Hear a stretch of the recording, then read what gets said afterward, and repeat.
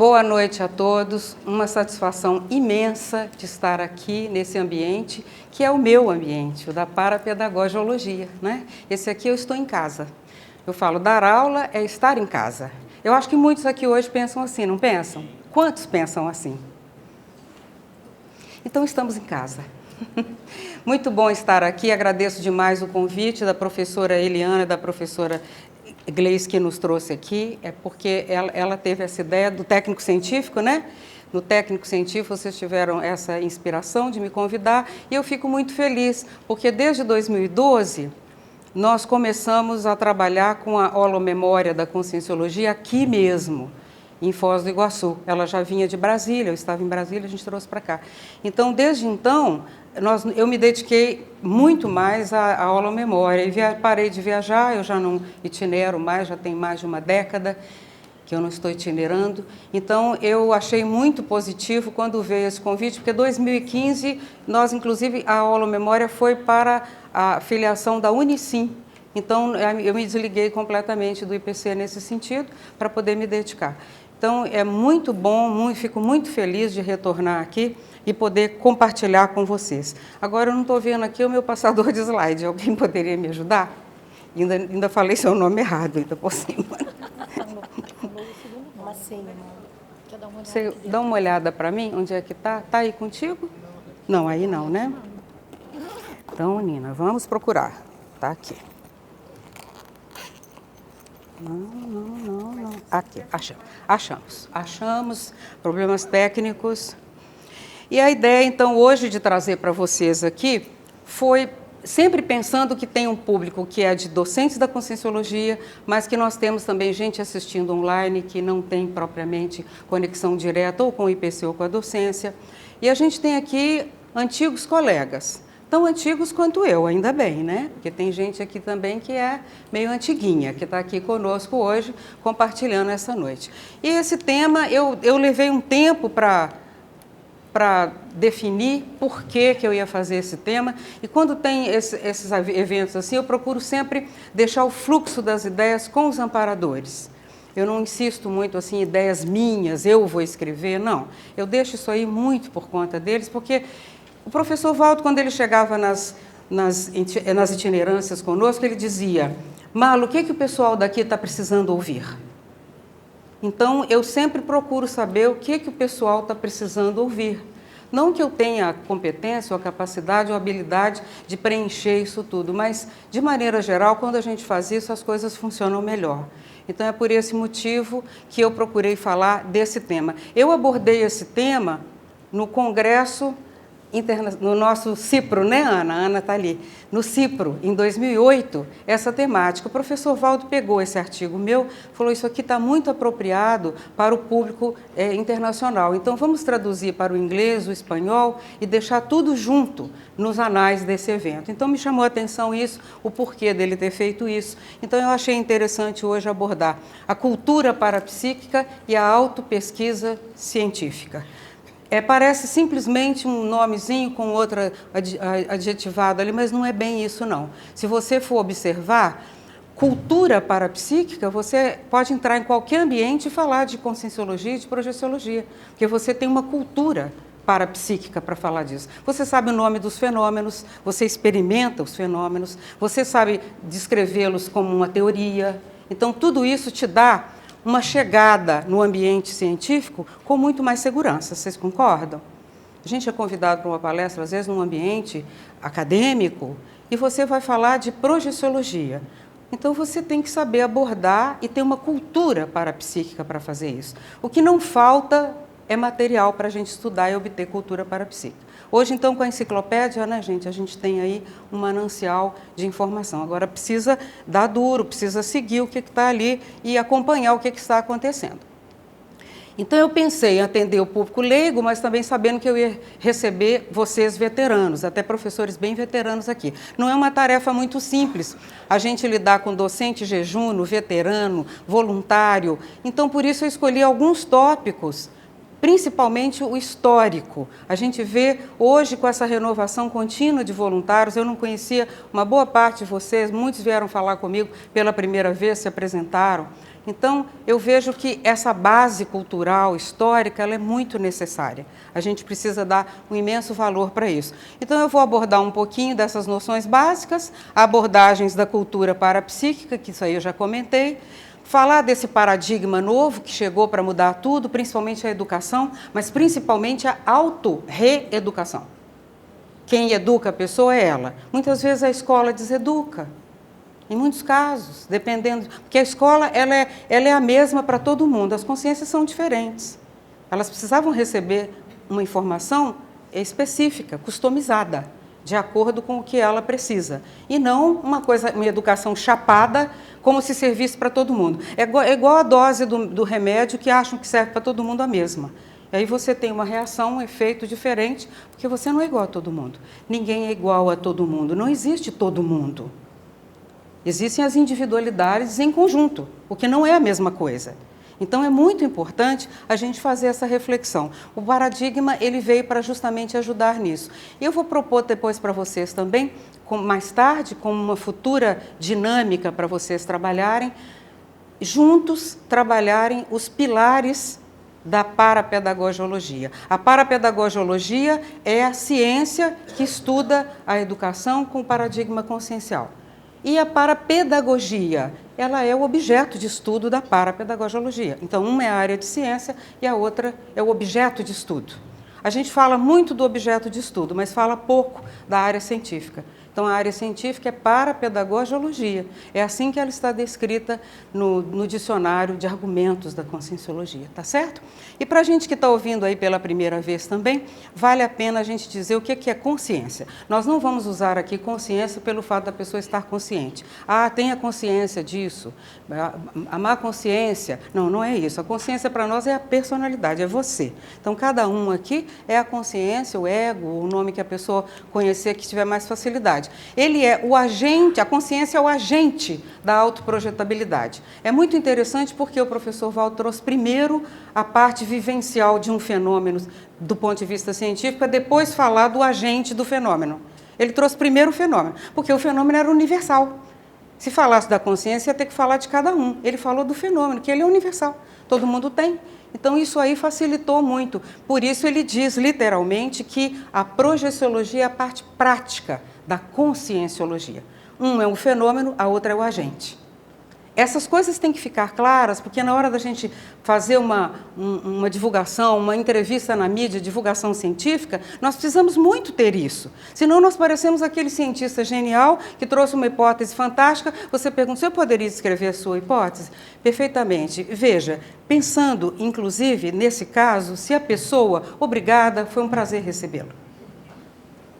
O professor de conscienciologia não pode passar por isso, ele tem que ter desenvoltura. E para ganhar desenvoltura, a gente precisa de conteúdo, base, erudição, leitura, estudo, prática. E isso vem com o tempo, então vamos começar rápido, porque a gente já está precisando. Está bem até aqui, gente? Está tudo certo? Tem gente aqui de primeira vez, presente na conscienciologia pela primeira vez? Com licença, eu pode levantar a mão um instantinho, se for o caso? 1, 2, 3, 4. Vocês estão na fila de prioridade. Não, minha primeira vez aqui em Foz. Tá bem, mas quem está conhecendo conscienciologia de primeira vez, tem gente com essa condição? 1, 2 pessoas ali, tá. Então, vocês, prioridade, tá? De microfone, de pergunta, do que não ficou claro. Se não ficar claro, vamos em frente. Importantíssimo isso aqui, adorei ter esse gigantão aqui, ó. Não acredite em nada. Nem o que está sendo falado pela professora, embora ela seja veterana. Experimente ver se bate com a sua experiência. Se for assim, está tudo certo. O desafio nosso é encontrar pessoas que se dizem cientistas, mas eles praticam o princípio pessoal da desconfiança. É muito diferente. A desconfiança é um processo de insegurança, um mecanismo de defesa do ego, que nada tem de científico. Então, quando encontrarem pessoas assim, não fiquem empacados, preocupados, que a pessoa não está... Vê se ela pratica o princípio pessoal da desconfiança. Nunca vai descobrir nada. que a descoberta depende de um estado íntimo de tranquilidade, principalmente para ouvir coisas novas, para ouvir, vamos dizer, ideias novas, coisas diferentes que a gente não está habituado.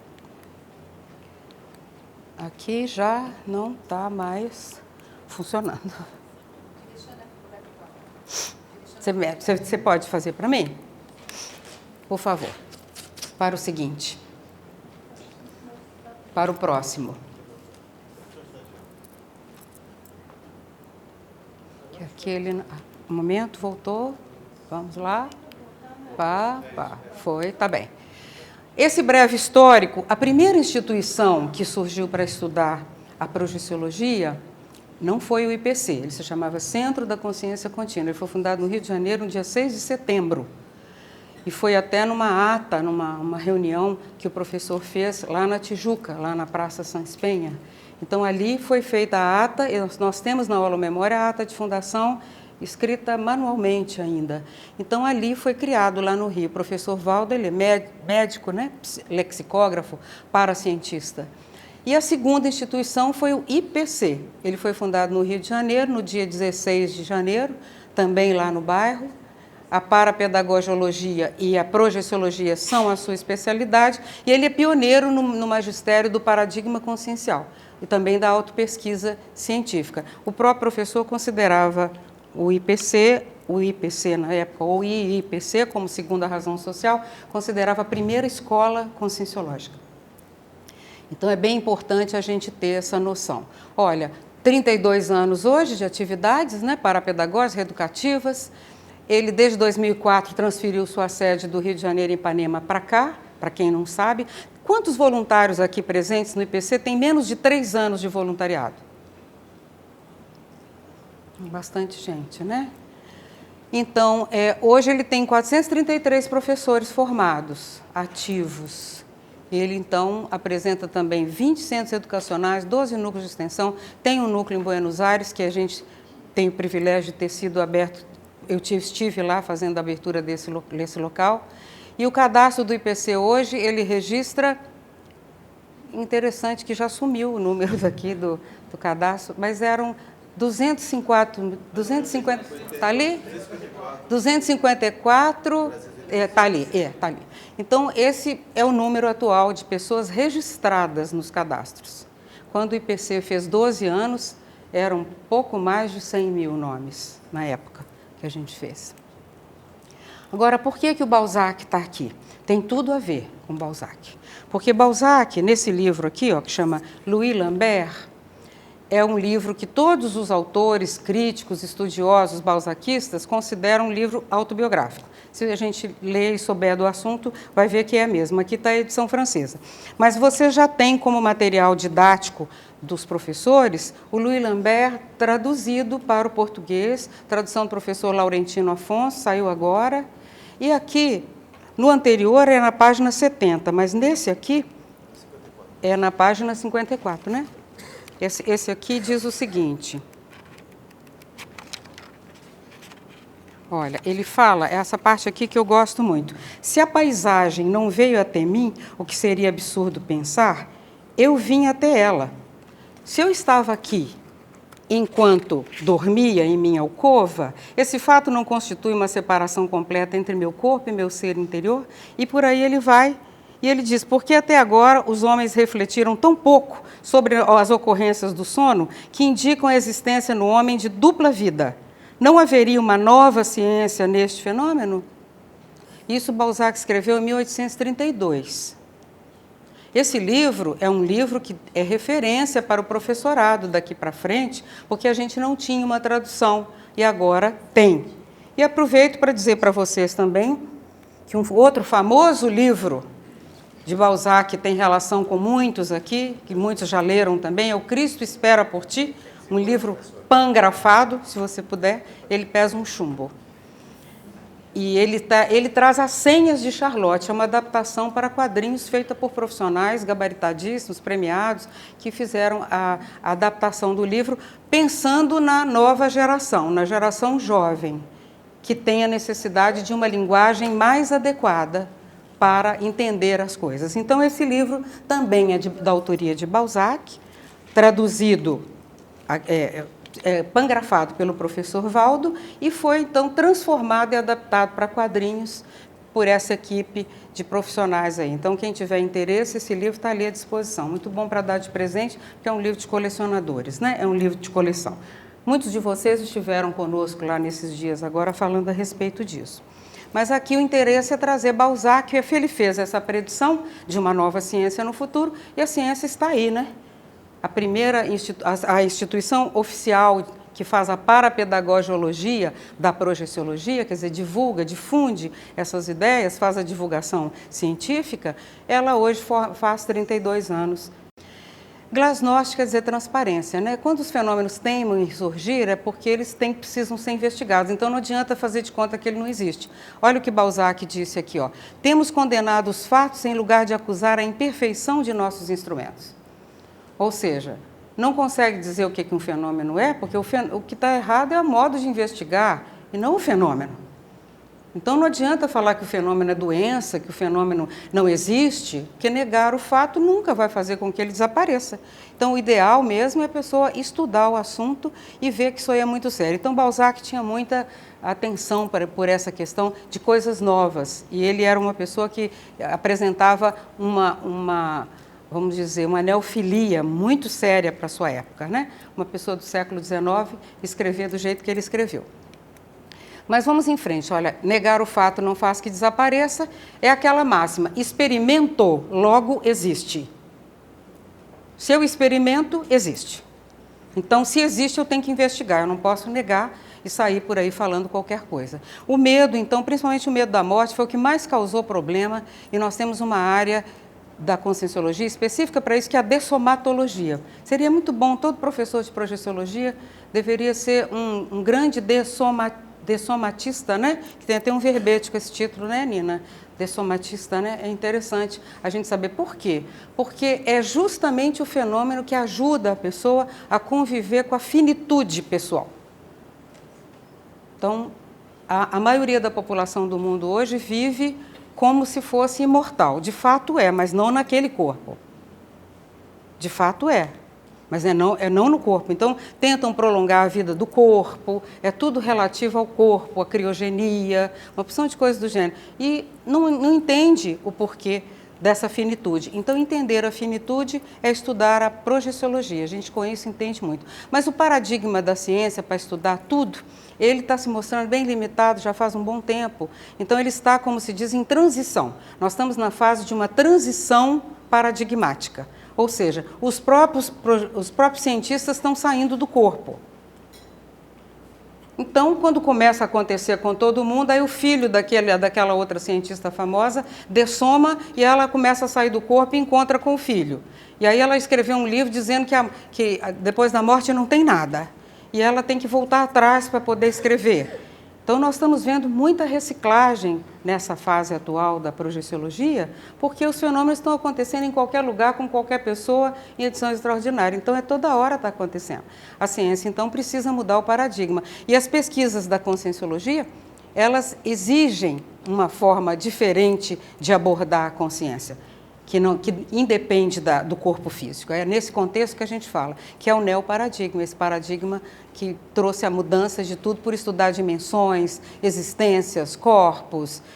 As hipóteses todas são aceitas, a pessoa pode trazer a hipótese que ela quiser. Agora, ela está sujeita às leis universais da cosmoética. Então, não precisa ficar preocupado da pessoa sair do corpo e fazer besteira, porque existe uma regra natural, existe uma lei natural universal que cuida disso tudo. Ninguém passa do teto. Você só vai aonde o seu teto alcança. E o seu teto é a cosmoética. De acordo com ele, você vai, de acordo, não vai. Então, é uma condição muito natural, essas barreiras dimensionais, elas se dão em função justamente da cosmoética, que é uma lei universal, que já existe no universo, não foi a gente que criou, não é um processo religioso, não tem nada a ver, e ela está ali tomando conta de todo o processo. Então, sorria, você está sendo filmado. Isso é que é o mais importante. Vamos lá. A projeciologia, então, nasceu em 81, no Projeções da Consciência. Esse livro está aqui, ó, a gente deixou aqui, o original mais antigo dele. O professor Valdo, primeiramente, ele credenciou, ele filiou a projeciologia à parapsicologia, foram nas primeiras edições. Por quê? Porque era o que existia, não tinha outra coisa, tinha que falar o que o povo entendia, que eram os estudos da parapsicologia. A partir da edição de 92, ele já credencia a projeciologia na conscienciologia, porque aí já dava para falar do assunto. O livro 700 Experimentos já estava em preparo, já ia sair logo depois. O Tratado Projeciologia também ajudou muito, porque trouxe o processo histórico, esse panorama histórico que o professor fez. Ele é de uma utilidade para nós até hoje impressionante. Então, eu sei que alguns de vocês vão dizer assim, não, mas a Marla está falando o que a gente já sabe. Você sabe? Eu fui estudar isso agora de novo para trazer o trabalho aqui para vocês, eu vi que eu preciso estudar muito. Mas é muito que eu tenho que estudar. Eu já revirei esse livro de tratado de cima para baixo, de baixo para cima, em todas as edições e continuo sabendo pouco. Então, vale a pena você voltar para estudar. Os livros da conscienciologia e da projeciologia são para serem revistos, revisitados o resto da vida. Então, não é para eu, esse aqui eu já li. Não existe já li. É jaz ali. Você vai ter que voltar lá para estudar. Volta lá, senão vai ficar dando vexame. Porque eu erro milhões de coisas. Eu, por exemplo, fui falar o nome da Cirlei, falei uma pessoa que eu sei quem é. Tá bem? Então, mas tudo certo, tudo bem. Não tem? Então, você vê, nós estamos sujeitos a qualquer tipo de problema nesse sentido. A pessoa sendo muito jovem, ela ainda tem uma memória mais ou menos boa, se é que ela tem uma memória boa, ela consegue se virar bem. Quando chega na minha idade, por exemplo, ela já tem que pisar em ovos, porque a situação é complexa. Então, você vê que não é brincadeira, estudar. É a maneira de você fazer esse movimento para você manter a sua memória sadia, a sua intelectualidade em dia. Projeciologia é sinônimo de autoconscientização multidimensional. Também não são simplesmente dois termos. Você sabe quando está projetado? Isso chama autoconscientização multidimensional. Simples assim. Quando você está projetado, você sabe. Se você souber, olha, o professor Valdo, durante um bom tempo, ele pedia para a gente pôr no nosso papel timbrado. Autopesquisa da consciência. Autopesquisa da consciência, a minha e dos outros. Muito bem. Depois ele dizia, não, a pesquisa da autoconsciência. Você sabe onde você está? Eu estou dormindo, acordado ou projetado? Onde eu estou? Eu reconheço as dimensões? Por exemplo, a grande assistência que nós podemos fazer às consciex é justamente endereçá-las. A gente ser recepcionista e falar, olha, você vai por aqui, o seu corpo morreu. Então, você tem que acordar, veja, a realidade é outra. A gente faz isso toda hora. Isso é não ter autoconscientização multidimensional. E esse binômio aqui, ó, eu não esqueço dele. Eu viro e reviro ele de mil maneiras. Pesquisa, autopesquisa da consciência, pesquisa da autoconsciência. Não é a mesma coisa. Aliás, nada na conscienciologia é o que parece. Se a gente começar a investigar assim, você vai ver, peraí, eu não tinha o entendimento desse negócio, agora que eu estou começando a entender um pouquinho. Por quê? Porque nela você é o cobaia, né? Você que faz a experiência, você faz a experimentação, o objeto de estudo é você. Qualquer consciência pode ser dispensada, então todos nós somos dispensáveis, mas jamais substituídos. Que a consciência é única, original, o que ela faz é único. A sua fala, a sua docência não vai ser nunca igual a de ninguém. Se você não vai fazer falta. É mini peça? Sim, insubstituível, mas dispensável. Se você não fizer, outros farão.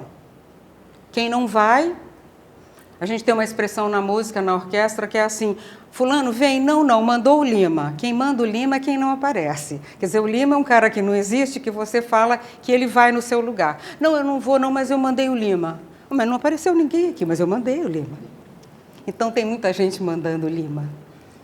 É preciso a gente responder a isso, né? Todas as consciências podem ser, de uma certa maneira, dispensáveis, se elas não fizerem o trabalho delas. Os intermissivistas também.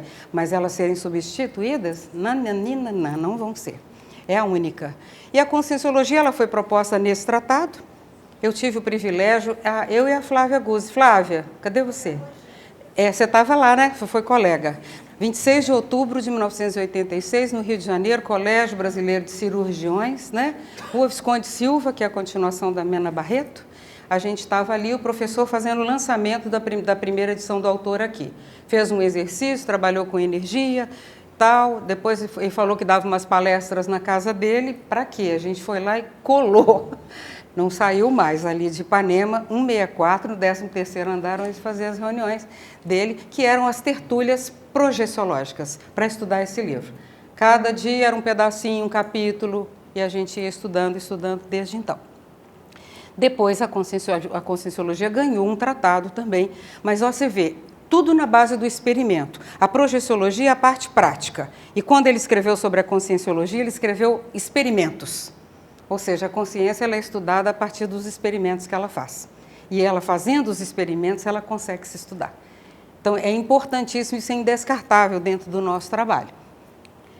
A holofilosofia, né? A filosofia, ela indaga a natureza da consciência, o homem na Terra, o que é que ele veio fazer aqui, para onde vai, um cotô, para um covô. Não é assim o tempo todo?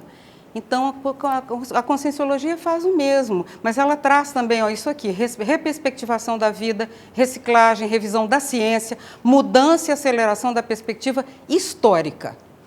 As ciências que estudam a mente, sejam elas quais forem, neurociências, psicologia, psiquiatria, o que seja, elas não responderam ainda do que é feita, como funciona e como se desenvolve a consciência. Cada um tem uma opinião. Tem milhões de teorias, cada uma diz que é uma coisa. Se tem muitas, é porque nenhuma é certa.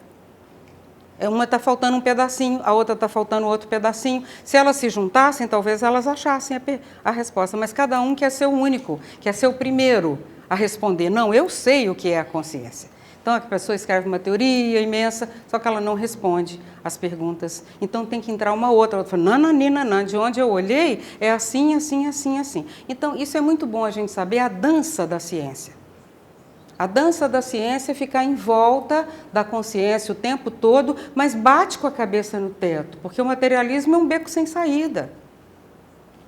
Não tem jeito. Se você não extrapolar, não vai para lugar nenhum. Então, não adianta forçar a barra. A cultura parapsíquica, então, os fenômenos começaram com 54, né? A relação começou com 54. Hoje, a gente sabe que são milhares. Só as especialidades que a Conscienciologia desenvolveu para estudar cada pedacinho, você olha lá quantas especialidades tem na enciclopédia. Aliás, eu parabenizo o IPC, eu falo nisso aqui, mas eu vou parabenizar agora pelo projeto Nenhum a Menos. Quantos aqui já fizeram verbete por conta disso? Gente, vocês têm que trabalhar. Que é isso? L. Cirley, tem andamento? Está em andamento? Tem, né? Essa turma tem pouca gente, mas a gente tem um grupo enorme de então, pessoas que escreveram. Nina, pega no pé deles aí, que o negócio é muito sério. Quem tem verbete ou quem fez pelo 1 a menos? Não, eu estou dizendo assim, quem já fez verbete, já defendeu verbete. Ah, gente, por favor, eu ia ficar apavorada aqui. Eu dizia assim, mas ela me enrolou então, a Ellie me enrolou, porque ela me falou que o Nenhum a Menos estava bombando, todo mundo escrevendo verbete. Ellie. Ah, tá bem. Pelo Nenhum a Menos, tem menos. Mas pelo todo mundo a mais, tem muito. Gente, que boa surpresa. Isso sim, isso é uma boa surpresa. Agora sim, agora eu gostei. Olha, a autopesquisa, então, ela depende de uma autoexperimentação. E a enciclopédia, ela tem uma coisa que eu gosto muito, eu estive lá tantas vezes, quase uma centena de vezes, ao sentar naquela cadeira, os amparadores vêm para perto de você para ouvir seu depoimento público, né? Multidimensional. Mas os detratores, os antigos desafetos, também vêm para saber como é que você está hoje. Vem dar uma olhada, fala, como é que é então? Mas você não era assim, você está um pouco diferente, né? O que aconteceu com você? Fala, olha, estou atualizando minha foto sem Photoshop. Está aqui, ó. Eu sou isso agora. Lamento quem não gostou, quem não acha bom, quem não está satisfeito, mas eu sou assim agora. Então, mas você fez, aconteceu? Sim, não nego. Porém, hoje é assim, ó. Aí você tira o retrato novo e mostra para todo mundo o seu rejuvenescimento, a sua jovialidade evolutiva. E isso é muito importante. Mas vamos lá, a enciclopédia então ela está aqui, o professor veio para cá, foi uma beleza ele ter se mudado para cá, porque ele pôde organizar e apresentar mais de 2.000 verbetes, ainda deixou alguns de sobra que a turma depois publicou, né, Nina? Então isso aí também é bem importante. Olha aqui o projeto, eu já estava lembrando dele aqui, quer dizer que o Nenhum a Menos tem menos porque começou há pouco tempo. Agora eu entendi, muito bom. Autopesquisa científica, nós somos o único animal aqui presente nesse planeta que pode se curvar diante da própria experiência e se reconhecer nela. Eu me curvo diante da minha experiência, eu sei quantos anos que eu tenho, que eu nasci aqui nessa dimensão, o que eu faço, como foi minha trajetória, eu tenho a memória para recordar como foi o meu desempenho. Então, nós somos o único animal que faz isso. O Homo sapiens, então, ele sempre buscou essa resposta. E o que a gente difere muito no nosso cérebro físico, que está em estudo perene, planejamento e prospectiva. Então, nós fazemos umas operações intelectuais que o cachorro, o pet na sua casa não consegue fazer. Ele não consegue ter essa retrospectiva de saber que ele é o seu pet, qual que você mora, onde você mora, se pedir o endereço dele, ele não é capaz de dizer. Então, ele não reconhece a sua própria presença aqui. Ele vive isso num fluxo instintual. Você não. Aliás, tem muita gente que está vivendo no fluxo instintual. Hoje, antes de vir para cá, eu estava assistindo um documentário de uma casa no Texas, em que a pessoa mandou fazer uma piscina de não sei quantos milhões de litros de água, com todas as torneiras de ouro, um banheiro, não sei o que, para fazer as mesmas necessidades que nós todos fazemos. Não é engraçado? Eu acho isso muito folclórico, acho isso fora de série. Então, você vê, tem muita gente que ainda não percebeu o que está fazendo aqui. Não tem a menor noção, está um pouquinho diferente do primata, mas ele ainda não sabe o que ele faz. Então, essa operação intelectual que está fazendo toda a diferença na autopesquisa científica. Autoconscientização multidimensional. E você pode, inclusive, recordar não só dessa vida, das outras também. Tem muita gente aqui que tem retrocognição espontânea? Pode levantar a mão, por favor? Vocês estão lembrando. Muito bom. Não tem jeito de ir para frente sem lembrar o que ficou para trás. Quando a gente não lembra, a gente repete os erros. E aí não é agradável. Você já saber que já tem aquilo, vem se repetindo. É essa repetição que leva à melancolia intrafísica, porque justamente a pessoa fala de novo casar, de novo ter filho, de novo ficar doente, de novo trabalhar, de novo dessomar. Por favor, que filme é esse? Chama o diretor. Quero falar com o roteirista, me tira disso. Não quero mais. Quando lembra, você fala, eu estou numa trajetória, é uma longa história, é uma saga. Eu participo dela e eu sou autônoma dentro dessa saga, eu defino para onde que eu vou, o que eu vou fazer. É isso que a Conscienciologia trouxe para nós. E o parapsiquismo permitiu fazer isso. Lembrar de período intermissivo também. Hoje aqui, a máxima daqui, olha, o slogan dessa qualificação é justamente o paraeducador identidade intermissiva. Então, a gente vem para cá para repetir a identidade intermissiva e não para ser a consciência igual a todo mundo, que todo mundo já viu. Não é igual a todo mundo, é muito diferente. O seu curso intermissivo pode ter sido o mesmo dela ou dele, mas o que você apreendeu dele, captou dele, é único. Processou dentro da sua experiência, da sua trajetória. Então, isso aí, depois que processa, é tudo diferente. Você vai trazer isso de uma forma única e você vai passar para um grupo de uma maneira única, que eu não posso passar. Se eu passar, pode ser até simpático, mas não vai ser a mesma coisa da sua presença lá, da sua energia. Nesse caso também, nenhum a menos, né, Ellie? Mas vamos em frente. Olha, eu acho isso aí muito sério. A ciência nasceu para mudar o mundo e ela está mudando mesmo. Todo dia você liga a televisão e sabe que o mundo está mudando. Mas a Conscienciologia e a Projeciologia vieram mudar o cientista e a própria ciência. Então, é um pouquinho diferente a situação. Quando você muda o cientista para melhor, ele é capaz de desenvolver pesquisas num outro patamar. E um patamar único, com a sua convicção, porque a experiência é sua, é o seu valor único, que ninguém vai ter igual. Então, isso aí tem um mérito enorme, mudar o cientista e a ciência. E a gente está conseguindo fazer isso nessas últimas 3 décadas. A gente tem contribuído muito para isso. Hoje a gente tem uma revista chamada Interparadigmas, né, que ela vem trazer justamente a vivência acadêmica de quem estava na academia, na vivência do paradigma convencional, trocando tudo isso por uma experiência nova, fora de série. A parapedagogiologia, então, é a pedagogia multidimensional, parapsíquica, mais abrangente, evolutiva e cosmoética, desenvolvida pela conscienciologia. Isso está no dicionário de argumentos. Isso justifica o paraeducador, identidade intermissiva. O que ele trouxe é diferente de tudo, porque o primeiro a usar, ele vai aplicar e ensinar o que ele precisa aprender. Com isso, ele aprende mais rápido. Os cursos intermissivos, eles fazem com que a bagagem que a gente apreendeu, a gente sinta uma espécie de necessidade premente de compartilhar com as pessoas. Eu acho que muitos sentiram isso, inclusive desde a infância, que era portador de uma informação diferente das outras pessoas e que veio para compartilhar e não sabia onde nem com quem, porque com a família certamente não era. Porque quando falava, eu falava, minha filha, esqueça isso, durma, reze, que vai passar.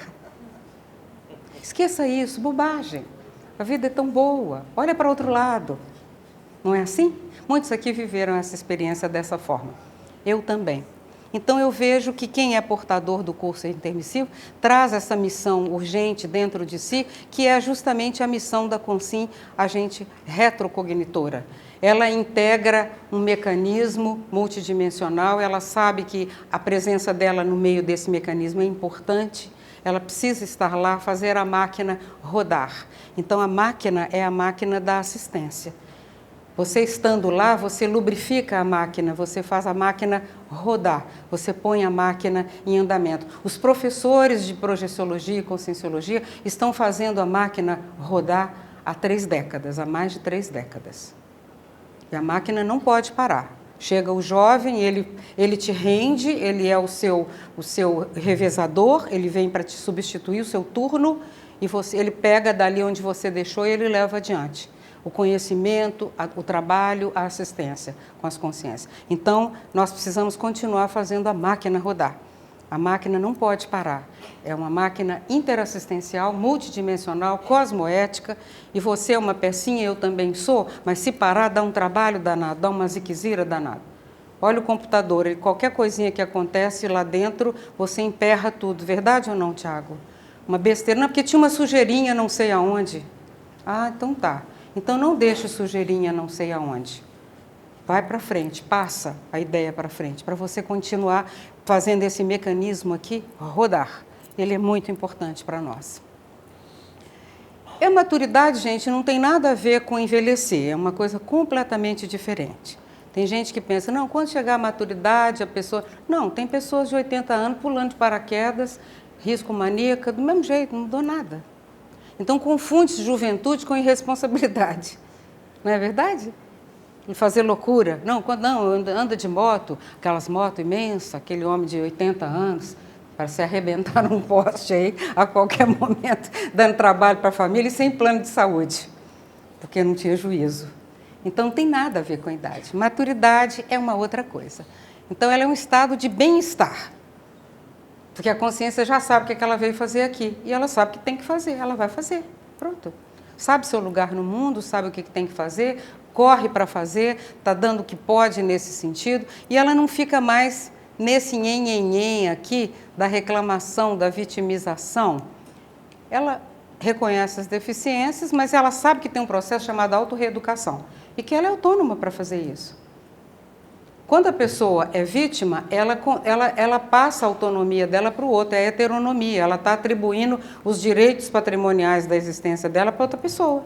Então, ela perdeu a autonomia, ela renunciou à autonomia. Qualquer forma de vitimização rouba a autonomia da consciência.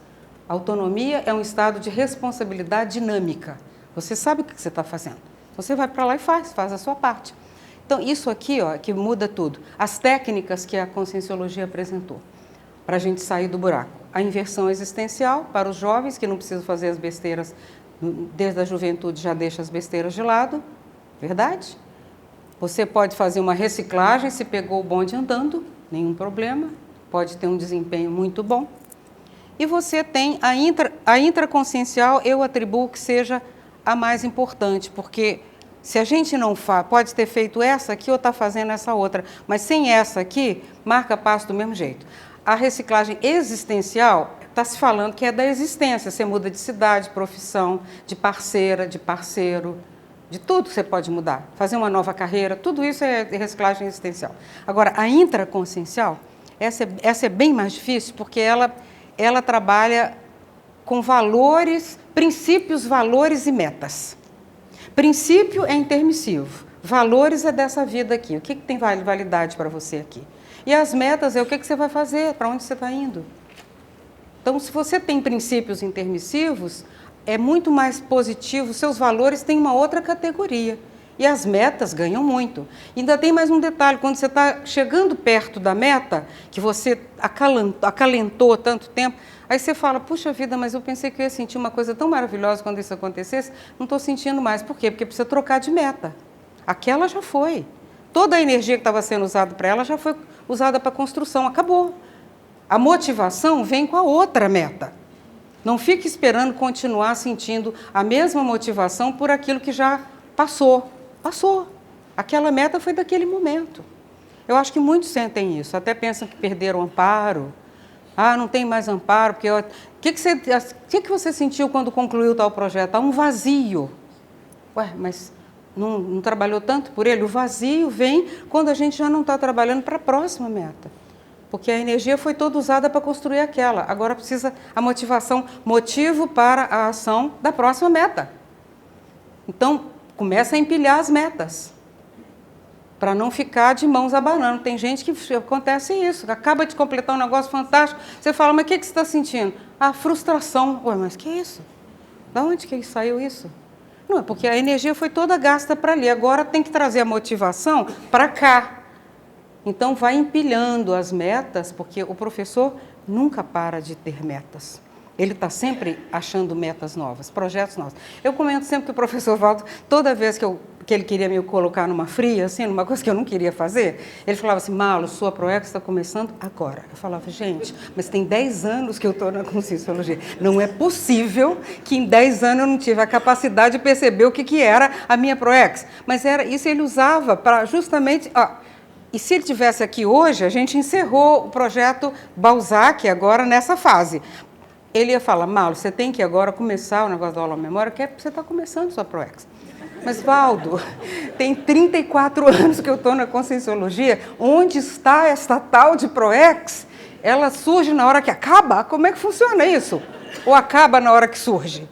Então, eu entendi isso com a questão das metas, dos valores e da energia que você põe nas metas. Então, não se sinta desanimado se você completou o trabalho numa área, num departamento, numa coordenação, em qualquer função que você tiver, porque tem outra te esperando ali, atrás desse pódio tem um muito maior. Assim a gente vai entendendo. Dominar técnicas de energia, gente, é o básico de tudo, a gente nem precisa falar. Mas eu acho bem importante falar disso aqui, ó. Ter mapeadas sinaléticas.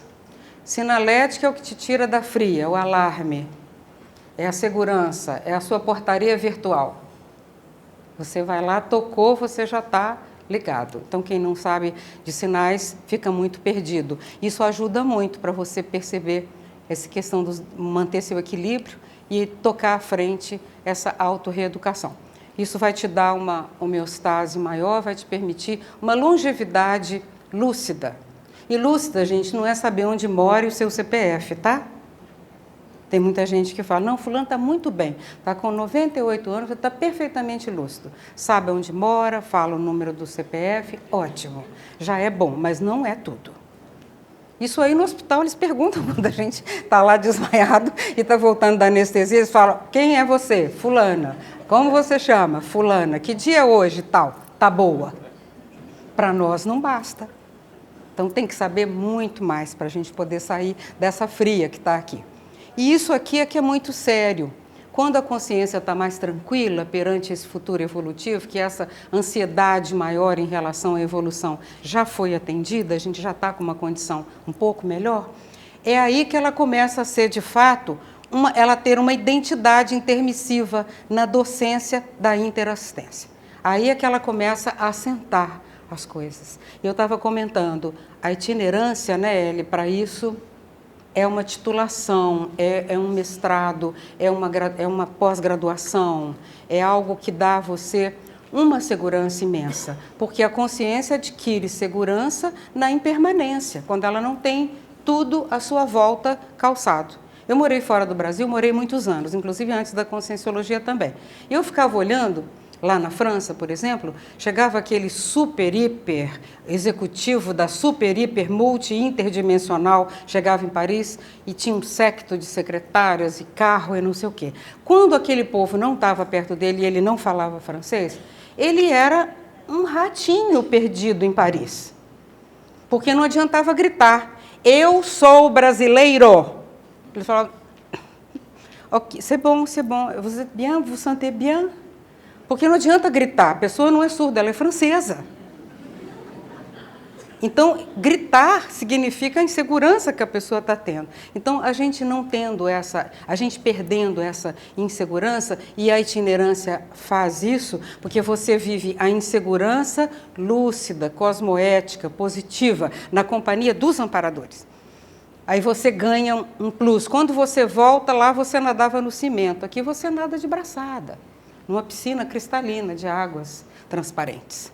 Então, muito importante isso aqui, é ali que você assume essa identidade aqui. E aí você se engaja no para-direito. E outra coisa, quem defende o para-direito dos outros princípios conscienciais tem o para-dever de se autodefender. Você está ali para defender o direito de todo mundo, você tem todo o direito de se defender com o seu estado vibracional, com o seu autoencapsulamento cosmoético, com as práticas necessárias para você sair vivo, né, Marcelo? Para sair vivo. Na itinerância, saindo vivo já é um ganho lá em cima. Saiu vivo lá, pegou a balinha de volta, já está em casa, beleza, muito bom. E isso aí é uma grande experiência. Quantos docentes itinerantes tem aqui hoje? Me incluo. Convido todos os outros para fazerem a mesma coisa. Eu quero propor isso aqui para vocês. Essa técnica, anteontem eu até incomodei a professora Nina para ela procurar para mim essa técnica. Ela está no livro, no Homo Sapiens Reurbanizados. Chama Taxologia das Técnicas da Enciclopédia. Está lá perdidinho, lá no meio de milhões de coisas, você acha ali um negocinho. Isso me veio de madrugada, a questão dos pilares. Teve uma época que o professor Valdo sempre convidava a gente para fazer, sobre todos os objetivos que a gente tivesse, os temas, construir os pilares. Porque os pilares, ali está dizendo, ó, é um empilhamento de 7 ideias ou diretrizes básicas para sustentar a construção do conhecimento interativo, cinético, sintético, prático, de assunto relevante para a consciência evoluir dinamicamente no cosmos. Então, o mesmo sinônimo é a síntese de ideia-chave, tabulação de ideias, método de infraestrutura mental somática, alicerce paracognitivo. Eu acho que todo mundo que trabalha com a parapedagogiologia deveria se interessar por formar esse alicerce, esses pilares. Por exemplo, a reaprendência, que também trabalha com a parapedagogiologia, né, Eli? E todos vocês do técnico científico e do instituto, de maneira geral, que tem isso como especialidade, sentar para fazer esses pilares. Porque na hora que a gente construir as 7 ideias prioritárias por ordem de importância na parapedagogiologia, vocês vão ter uma metodologia pronta para ajudar os professores. Os professores que chegam novos vão saber que, não tendo aquilo ali, não tem a essência, não tem o fundamento. Então, são 7 ideias prioritárias, empilhadas por ordem de prioridade, que elas, quando você fala parapedagogiologia, tem que ter aquilo, é o fundamento. Entenderam? Então, se a gente tem os fundamentos, se hoje eu perguntasse aqui para vocês, quais são as ideias que vocês acham que fundamentam a parapedagogiologia? Alguém quer falar? Tem microfone aí para vocês. Poderiam falar? Quem é que acha o quê? Qual a ideia que te vem? Não precisa te preocupar assim, com acertar, não. Não tem nem certo nem errado. É uma técnica mental somática para a gente aprender o que é essencial. A gente falando, a gente chega, não, mas esse aqui tem mais importância que aquele. É o cotejo comparativo. Você fala, não, isso aqui não pode faltar. Não, esse aqui até deriva desse, mas esse aqui é mais importante. Para a gente parar para pensar em parapedagogiologia, porque no curso intermissivo nós aprendemos os fundamentos por uma ordem de prioridades. Tanto que a autopesquisa é uma delas, a cosmoética é uma delas. Eu estou chutando, eu não estou dizendo que eu estudei isso aí e fiz os pilares, não. Tem que ser uma coisa que brote de vocês, da experiência de vocês. Quem gostaria de dar alguma ideia? Pode dar, por favor? Pode falar. Ó, tem uma aqui que falou abertismo, tá? É com letra A, inclusive. Abertismo. Se você, quando for se elencar os verbetes da enciclopédia, para fazer aquela ordem que tem lá hoje para você consultar, o interesse maior era pelo verbete abertismo. O interesse. Então, você vai fundamentando as coisas com as experiências, né, Eli? Então, abertismo. Quem mais? Quem falou aqui? A tarefa de esclarecimento, claro. Tarefa de esclarecimento. Tem que ter algum fundamento de esclarecimento que você vai falar. Pode falar. Acolhimento. Também. Então, o abertismo, você vê, acolhimento e abertismo estão muito conectados, né? Porque se você não tem um, você não tem o outro. Não adianta forçar a barra. Agente retrocognitivo. Sim, a retrocognição do curso intermissivo, você ajudar as pessoas a saberem que são intermissivistas, é muito bacana. Você pode falar, Ana. Conteúdo. Isso é muito... Assistencialidade. Pode falar. Transposição didática. Então, a didática, paradidática, porque a didática conscienciológica, ela pega outra dimensão. Então, seria uma paradidática. Pode falar. Empatia. Pois então, ninguém consegue disfarçar ou inventar empatia. Tanto que tem a apatia, a antipatia, a simpatia e a empatia. É um processo assim, é uma coisa progressiva. Então, a empatia é uma psicosfera aberta para receber e se colocar no lugar da outra pessoa. Olha, eu sei que você passa isso porque eu também já passei. O agente retrocognitor tem muito isso. Ele vai lá para ajudar as consciências naquilo que ele também já passou, né? Ele quer minorar a situação daquela pessoa porque ele sabe o tanto que é ruim passar por aquela condição. Quem mais, gente, gostaria de completar? Pode falar?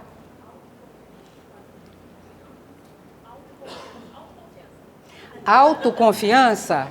A gente ganha autoconfiança se expondo. Eu penso assim, que a pessoa que é mais cara de pau, ela evolui mais rápido. Porque ela vai na frente errando, os outros metendo pau nela e ela aprende mais depressa. É muito inteligente ir para frente do trabalho. Errar. Errar publicamente, errar de qualquer maneira, porque isso faz parte. Como é que a pessoa quer sair pronta? Igual parecia aquele carnaval na década de 60, que parecia aquelas mulheres, aqueles caras vestidos com aquelas roupas, pôr do sol resplandecente no outono de Paris. Aí aparecia uma pessoa cheia de plumas. Não adianta você pensar que você vai chegar prontinho já para fazer assim. Não. Venha como estiver, é o baile, venha como estiver. É melhor assim do que a fantasia linda. O que mais? Como? Atualização evolutiva. Fazer a autoatualização. Universalismo, claro, porque se a criatura não pensar no todo, né, vai ficar difícil. Fez, mostra que fez, mas primeiro faz, depois fala. A verbação, né? Se puder trazer uma coisa nova, parabéns, batemos palma para você. Mas mesmo que não seja, já é bom. Traz a sua vivência, traz a sua contribuição. Para estar na liderança evolutiva, a situação é complexa, porque os serenões estão aí dando um baile na gente, né? Disposição, exemplarismo, Bacana. Mini peça, exemplarismo. Cosmoética? Se puder, é o ideal. E conceito difícil, hein? Todo mundo acha, eu sou muito cosmoético. Nós ouvimos isso na história o tempo todo. Leia a história universal e você vai encontrar um monte de gente batendo no peito falando, né, Félix? Eu sou mais honesto, mais fora de... Aliás, tem uns programas de televisão que a gente vê isso até hoje. E é muito divertido, muito divertido. O que mais aí, gente? Descrenciologia. Como? Descrenciologia. Isso aí cai muito bem, né? esse fundamento cai muito bem. A verdadeira descrenciologia é escutar o que está ali e depois você tira as suas conclusões. Não é calar, não ouvir para não ter que mudar as suas conclusões. Os fanáticos religiosos são os menos crentes, porque eles precisam matar todo mundo para conservar a crença deles, senão eles mudam de ideia. Não é assim?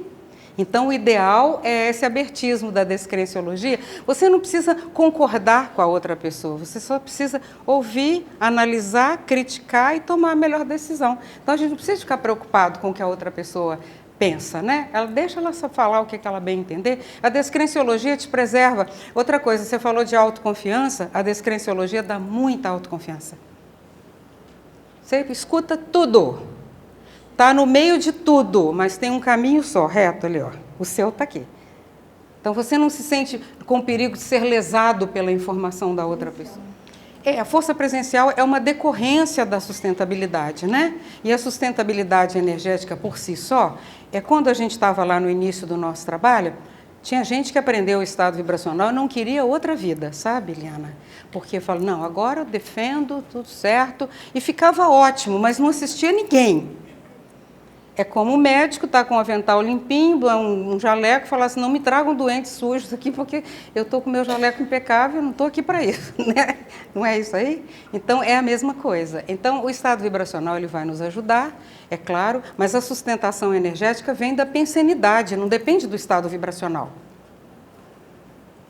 O que adianta fazer o EV 20 vezes por dia e pensar mal de si e dos outros às outras horas do dia? Não adianta. Como não adianta a pessoa comer alface e pensar agrotóxico. Não é? Tudo é muito relativo. Se a pensenidade é a primeira ordem lógica das ciências no campo da conscienciologia. Então você vê, ela vem de lá, é a primeira. Ou seja, tudo depende dela.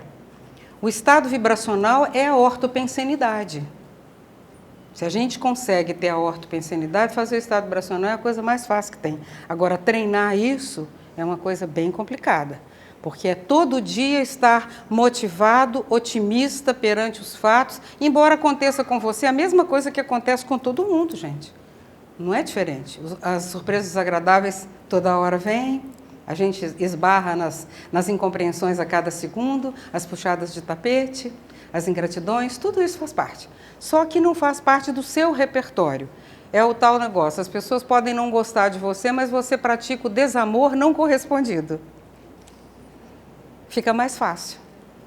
Deixa a pessoa para lá, não tem nada a ver com isso. A escrita é importantíssima. Por isso que essa questão de escrever os verbetes, Cirlei, eu acho que é uma coisa muito séria aqui, sabe? Todo mundo deixar o seu registro lá na enciclopédia. Moçada, eu vou terminar aqui com vocês, que eu sei que eu estou no meu tempo. Pode falar. Vivência projetiva. Claro, se puder ter uma vivênciazinha projetiva, não precisa ser grandes coisas de 400 talheres. Por exemplo, eu não sou uma grande projetora, mas dá bem para o meu gasto. Eu tiro muito partido. Porque de uma coisinha assim, ó, eu aproveito muita coisa. Pode falar. Interação com os amparadores. Interação com o Equipex. E quem dá aula de projeciologia sabe o tanto que isso aí é importante, né? Às vezes você dá aquela aula magistral que você nem sabia o que foi passado na aula, né? E você termina e fala, gente, mas como é que foi essa aula então? Já aconteceu com vocês? Dá uma aula ótima, falar e se perguntar, quem deu a aula? Vocês estavam observando aqui, quem é que deu essa aula? Então, eu tenho vontade de sentar correndo para anotar tudo que falou, porque nem lembrava mais daquilo que estava falando, e aquilo tudo foi inspiração extrafísica. Então, a gente aprende enquanto ensina, porque está em contato com a Equipex, que foi lembrado ali. Gente, eu queria deixar esses pilares. E outra coisa, invista na sua melhoria evolutiva, porque se você melhorar, todos ganham. Você se torna uma pessoa melhor, você é mais fácil de conviver comigo, com os outros, tudo vai dar mais certo para você. Então, o seu melhorar é universalista, porque ele é o benefício halo daquilo, vai para todo mundo. Se você melhora, todos ganham. Olha o que a conscienciologia traz para a gente. Visão abrangente, integral da consciência, cosmovisão. Reperspectivação, reciclagem. Ela traz perda do medo da morte. Consciência crítica, você faz essa reciclagem, faz revisão da ciência humana. Autodidatismo, estuda até o final da vida. Holofilosofia, muda a sua perspectiva histórica e a dos demais. Valoriza a sua ideia inata, a sua ética inata.